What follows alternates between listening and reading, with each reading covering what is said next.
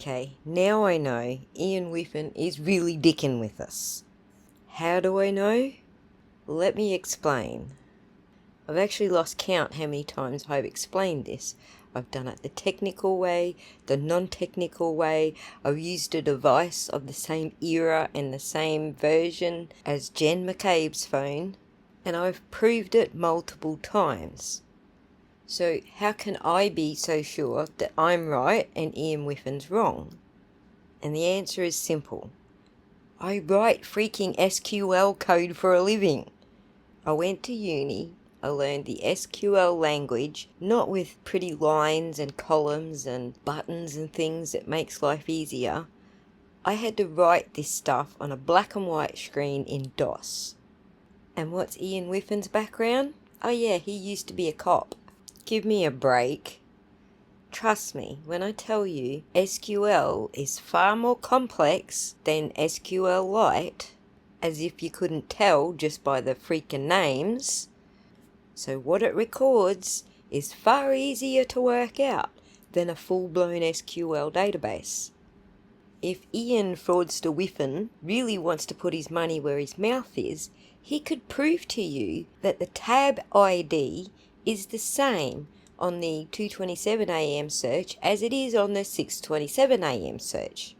I might have got those times a bit mixed up, but you know what I mean. So here's how it works. Each tab has a persistent ID. It's called a UUID. SQLite creates it when the tab first comes into existence.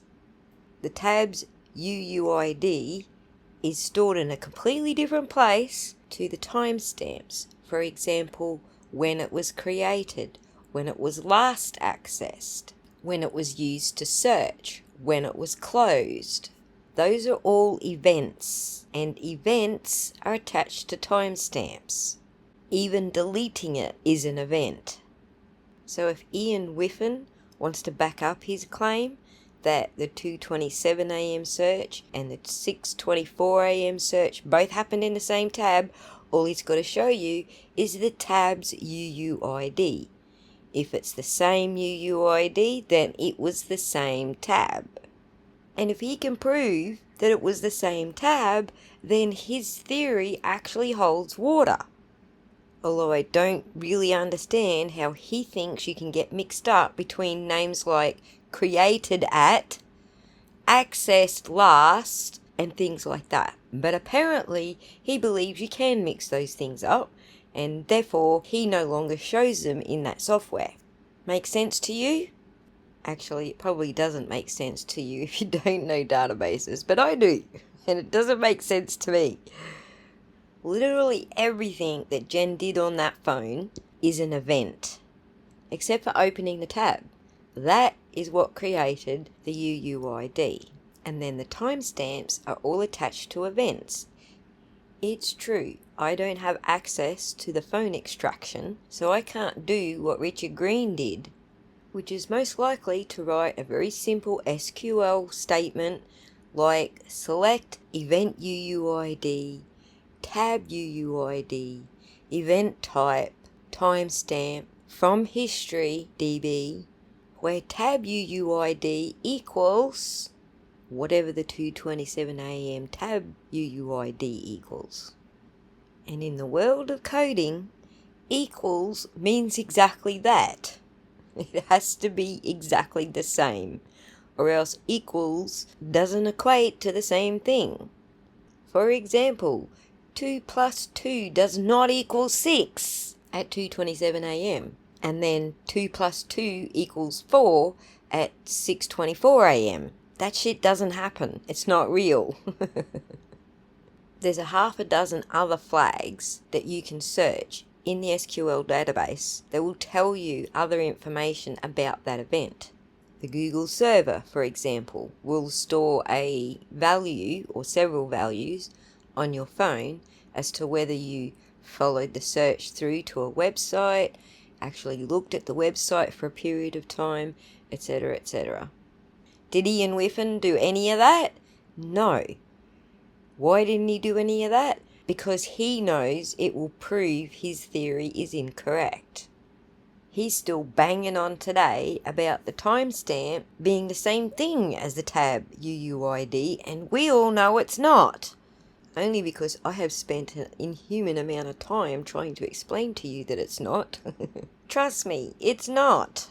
Think of it like this. The tab is a tangible object, like your fridge, for example. If you open it, its little SQL database would stamp it with a UUID. The fridge was opened. When it was opened is an event, created at. What you looked for in there is an event, searched at. What you took out of the fridge to go and cook or whatever it was you were doing is an event. When, keyword, you close the fridge, it's an event. And it's all attached to the same UUID. So tab UUID had A, B, C, D, E, F, G events happen between its opening or created at time and its closing time. It really is as simple as that. And Richard Green proved that those are different tab UUIDs. He didn't get to testify to it, but he did write a report, and his report is 100% true, whereas Ian Whiffen's report only focuses on the events, not the tabs. Yet his entire thesis is based on the tabs. So here's what I think about the whole scenario. If other forensic tools like Oxygen, MSAB, Magnet Axiom, for example, continue to show the timestamps and the UUID transparently, then that suggests SQLite's change was driven by something other than technical necessity, or something other than forensic necessity, i.e. being embarrassed on a world stage, for example. Or maybe they're just too lazy to answer the phone when they get inquiries about these timestamps. At the end of the day, forensic software should prioritise data integrity and transparency. It shouldn't be hiding inconvenient details that they couldn't be bothered answering. If you have two tabs with two different UUIDs plus a deleted record, that is not a timeline issue. That's a data integrity issue, and Ian Whiffen should have been smart enough to ask for the actual cell phone extraction and verified it himself before he continued to put his reputation and SQLite's reputation on the line. From a database integrity standpoint, hiding timestamps is a red flag. The data structure hasn't changed. Safari's SQLite still records them. SQLite just stopped displaying them in their user interface. This means the timestamps exist in the database. SQLite's hiding is a user interface choice, not a data limitation. And the fact that Ian Whiffen couldn't drag up any other data out of that database to support his theory suggests the timestamps contradicted his narrative. So, if other forensic tools are still reading that data and the same SQLite database still shows full timestamp data, that suggests SQLite's change was presentation, not technical necessity. And if you don't believe me, go and ask Claude. You're all familiar with ChatGPT and Grok, neither of which are focused on coding or databases. Claude is. Claude AI is the one you're looking for. Go and ask Claude all these questions. The other AIs will give you general information, but Claude is written specifically for coding and databases and all that fancy stuff that most people don't understand. You can tell Claude, explain it to me like I'm 5, and Claude will do exactly that. It'll even write you an SQLite database that does exactly what your phone does. Anyway, I just wanted to vent about Ian Whiffen's dumb 2-part series where he's still crapping on about the 2:27 AM search being in the same tab and he can't even prove that it was in the same tab. End rant.